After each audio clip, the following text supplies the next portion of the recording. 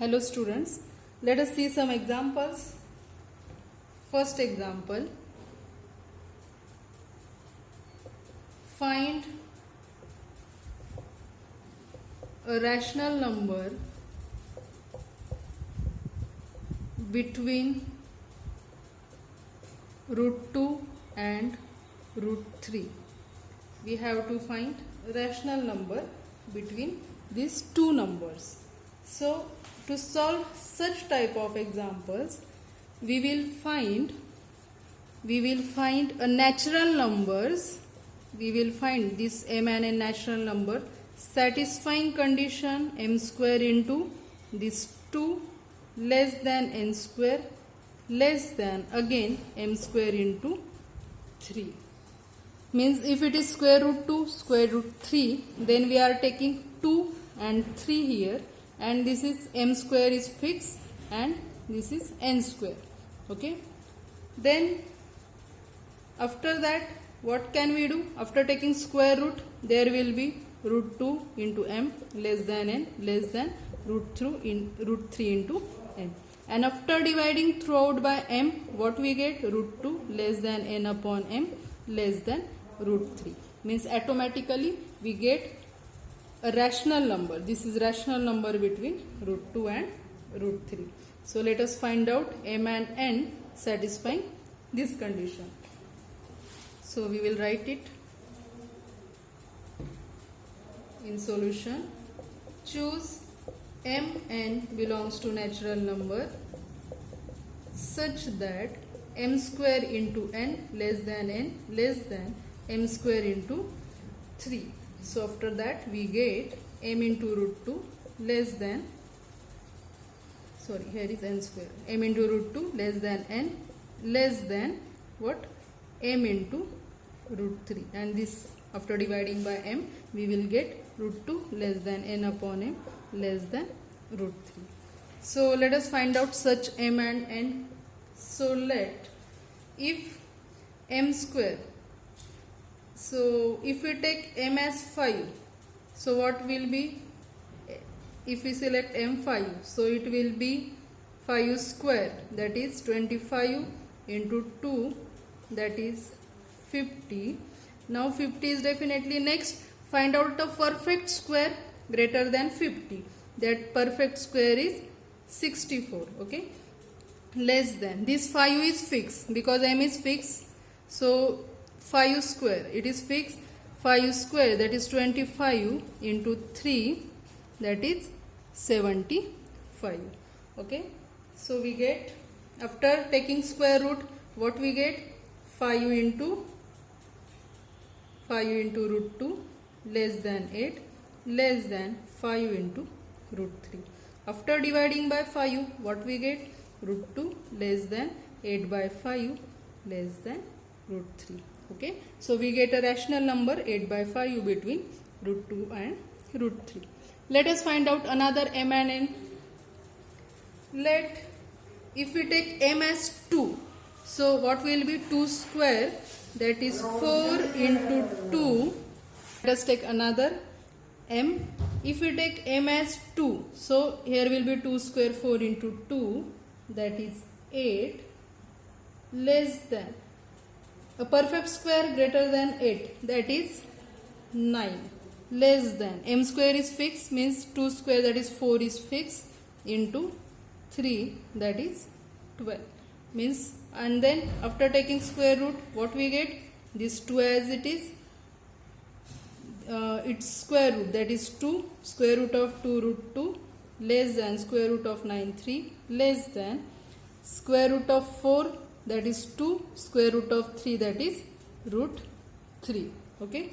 So after dividing by 2, what we get? Root 2 less than 3 by 2 less than root 3. Means we get a rational number 3 by 2 between root 2 and root 3. Okay. Let us take another example.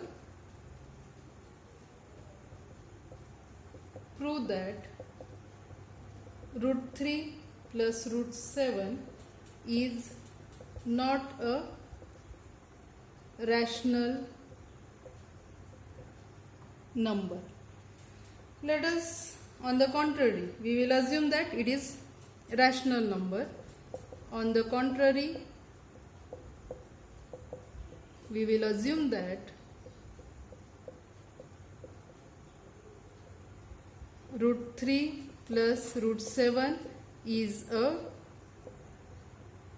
rational number. Now, as root 3 plus root 7 is a rational number means what? It can be expressed in the form of a rational number. Therefore, we have, what is form of rational number? Therefore, as root 3 plus root 7 is a rational number, it can be expressed in the form of P upon Q, where PQ belongs to Z and Q is not equal to 0. Let us take square on both sides. So root 3 plus root 7 bracket square is equal to P square upon Q square. Let us expand it. 3 plus 2 square root of 21 plus 7 is equal to P square upon Q square, that is 10 plus 2 square root of 21 is equal to P square upon Q square. Let us shift this Q square to this side. So what we get?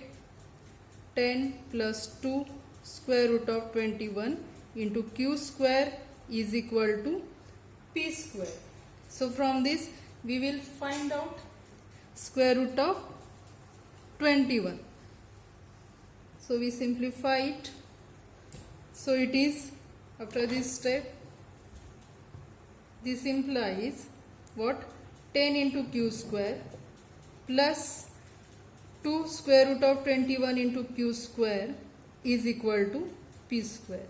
That is 2 square root of 21 Q square is equal to P square minus this 10 Q square. This implies square root of 21 is equal to this P square minus 10 Q square, and this 2 Q square shift to denominator. Okay. Now what we get? Square root of 21 is P square minus 10 Q square upon 2 Q square. Means this is what? This is rational number. As this is rational number, definitely square root of 21 must be rational number. But is it a rational number? No, it is irrational number. Therefore, our assumption is wrong. Therefore, given number is not rational number. So we write here, observe that RHS of above equation is rational number. Therefore, as RHS is rational number, square root of 21 is a rational number. Which is absurd. Which is absurd. Absurd means which is wrong. Therefore, our assumption is wrong. Therefore, our assumption is wrong. What was our assumption? That root 3 plus root 7 is a rational number. That was our assumption. That is wrong. Means what? Therefore, we get root 3 plus root 7 is not a rational number. Okay, that is solution. Next example. Determine the set A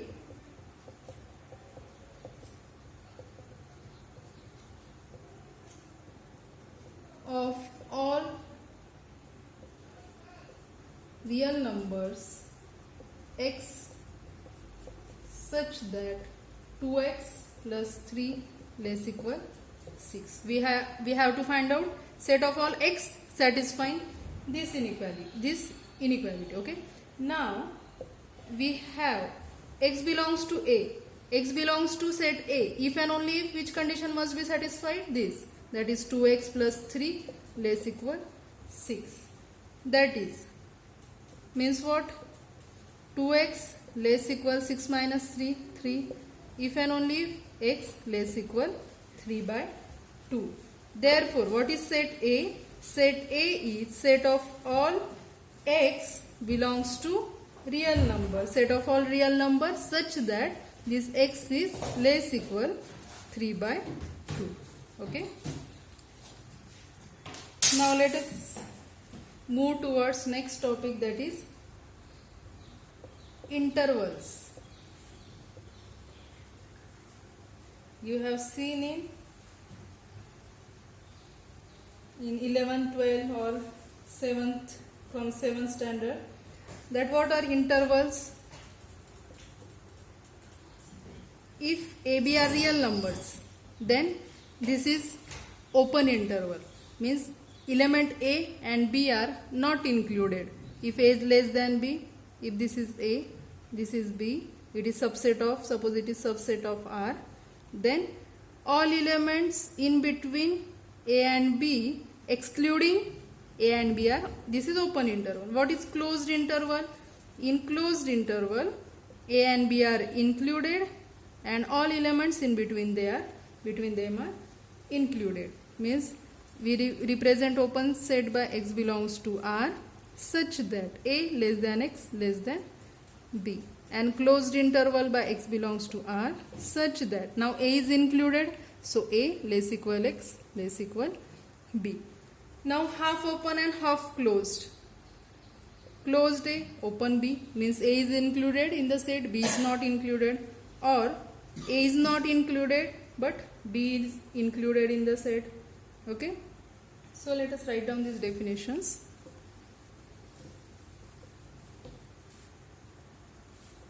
First definition. First, if AB belongs to R and A less than B,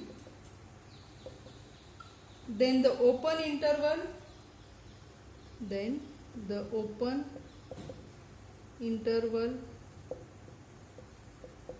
determined by A and B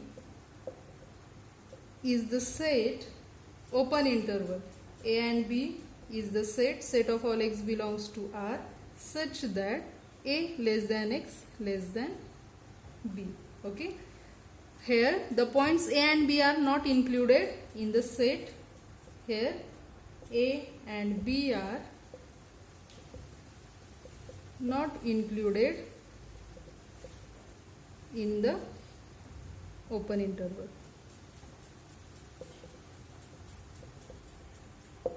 Next, second, the closed interval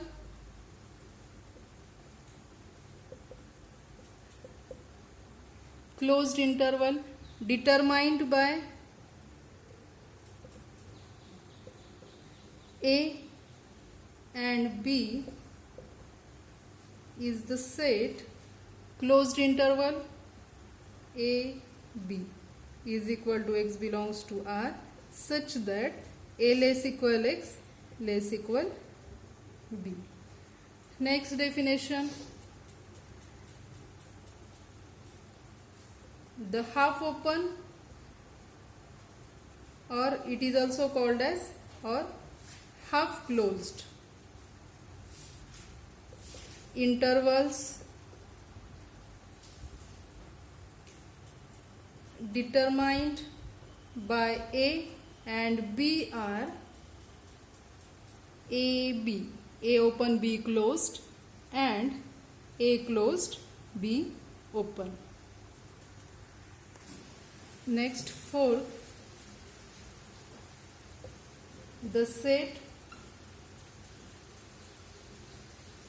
open AA is what?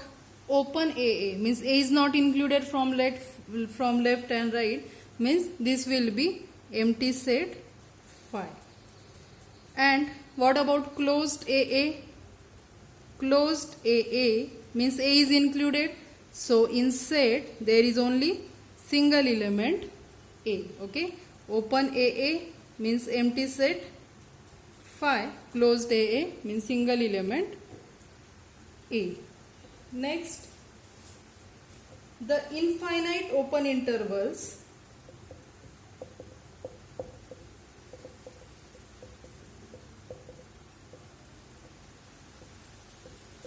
are the sets of the form. Now what are infinite open intervals? Consider this is real line, okay? It is from minus infinity to infinity. A to infinity. From A open to infinity. This is one form of infinite open interval, okay? A to infinity. And another may be from this minus infinity to, let us say it as B. We can say it B. So another infinite open interval is from minus infinity to B. So let us write it. Infinite open intervals are sets of the form A to infinity. A to infinity means which elements? X belongs to R such that all x greater than A. And minus infinity to B means what? Set of all x belongs to R such that x is less than B. Similarly, we can say infinite closed intervals. That is next definition. The infinite closed intervals are the sets of the form. Now infinite closed will be, again this is real line, from minus infinity to infinity, from A to infinity. A is included. Every element for all x belongs to R such that x is greater than or equal to A, because A is included. Or another infinite closed interval is from minus infinity to B. Means set of all x belongs to R such that x is less than or equal to B, because B is included here. So we will write both sets, that is A to infinity is equal to set of all x belongs to R such that x greater than or equal to A. And another minus infinity to closed B. Always remember that for infinity there is also open bracket. So closed B minus infinity to B is equal to set of all x belongs to R such that x is less than or equal to, because B is included in this set. Okay. And what about R? For R, this is R. For R, we write set of real numbers can be written as interval, open interval minus infinity to infinity. So let us write it. The entire set R is an infinite interval. In this case,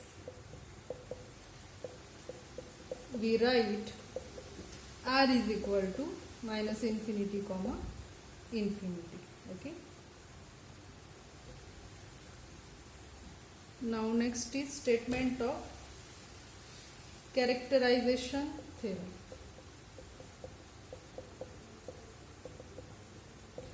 What is characterization statement? Characterization theorem, it is without proof. If S is a subset of R, S is a subset of R that contains at least 2 points and has the property if xy belongs to S, then if xy belongs to S and x is less than y, then what happen? Closed interval xy is an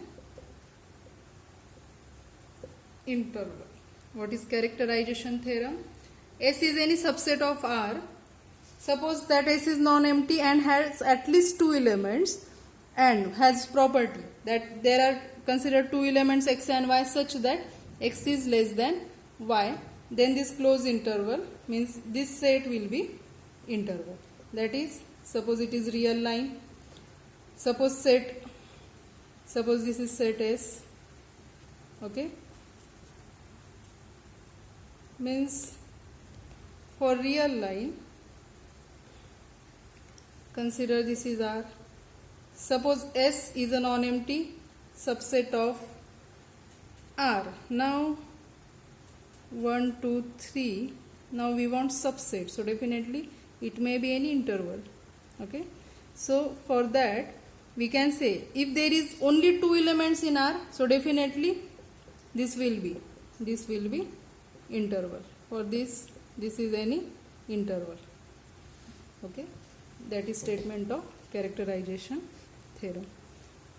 In next lecture we will see some examples of least upper bound and greatest lower bound, okay. Thank you.